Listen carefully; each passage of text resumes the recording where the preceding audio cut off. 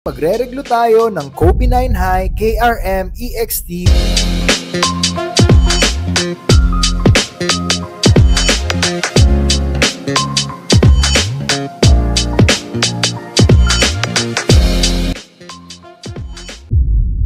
What's up KS fam? Today magre-reglo tayo ng Kobe 9 High KRM EXT with a colorway of Challenge Red, Matte Black, and Chrome panels. Shoutout din pala kay Sir Ariel from Extreme Gym sa Tiwala at simulan na natin ang step-by-step process. This pair is released on December 2014 at dahil natambak ay na-expire na ang factory glue at kailangan na nating palitan. Syempre, ang gagamitin natin ay walang iba kundi ang Revive Shoe Adhesive by Kick Salvation. Simulan na natin ang process called prepping at ang gagawin dito ay tatanggalin natin ang old factory glue ng midsole, outsole, tabs, and uppers.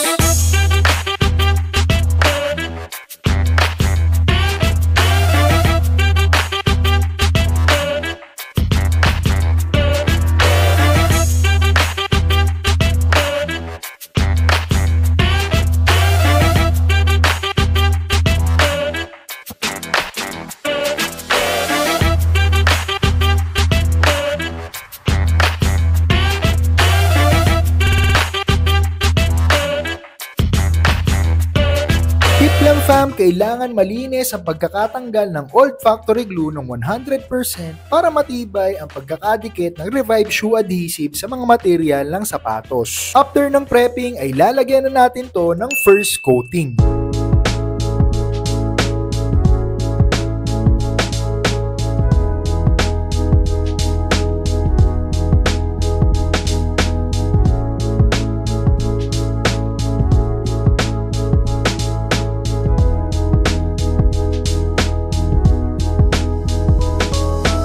Ang ideal curing time for this process ay nasa 15 to 30 minutes bago natin to i-activate ng heat gun.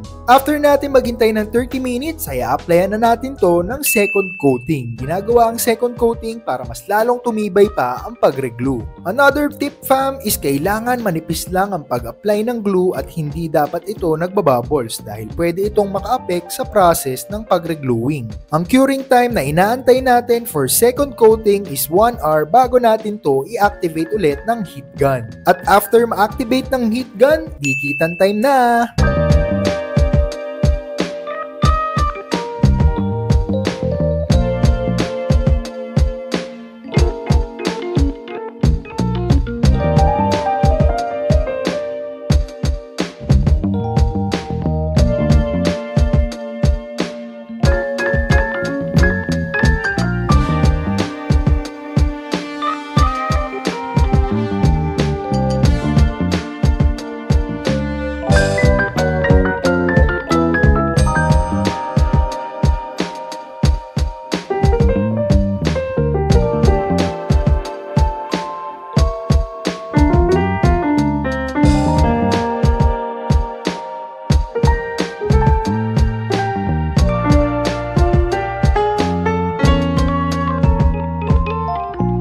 That's it fam, na-restore na natin itong Kobe 9 High at ito ang before at after.